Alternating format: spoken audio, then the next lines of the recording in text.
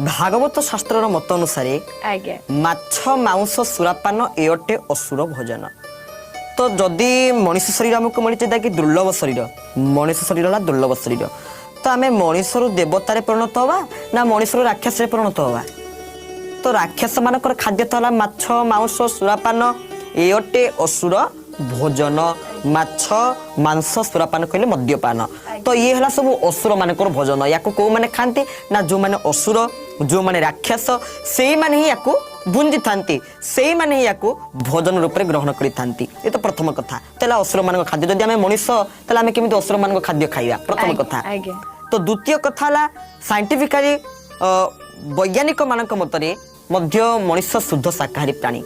जिते बड़े मांसाशी प्राणी माने जमीक बाघ गोटे मांसाशी प्राणी सी जो जन्म हुए आखि थाइक सी अंध सी देखिपारी न थाए, किंतु मनुष्य को जन्म हवा परठू जन्म हवा दिन ही आखि मिली थाए सी जगत को देखिपारी थाए ता आखिरे। तो साइंटिफिकली देखा गले मनुष्य होला शुद्ध शाकाहारी प्राणी। तो प्रकृत में आमिष खाइले जीवर लाभ कौन?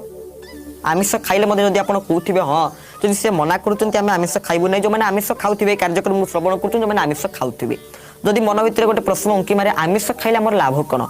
तो भागवतर गोटे पद जीव मारिण मांस खाई से जीव वैकुंठे बसई।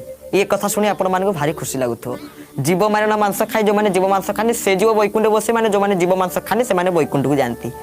ता भावुंट कि केबे भी नुहे जीव मारिण मांस खाई से जीव वैकुंठे बसई माने जो जीवटा को आम मारिक खाइले से जीव वैकुंठ को आमे जीवा नरक को। कारण जीव हत्या कर आमर गति हम नरक को, किंतु से जीव जीव वैकुंठ को बा भगवान को निकट को गति करिवो।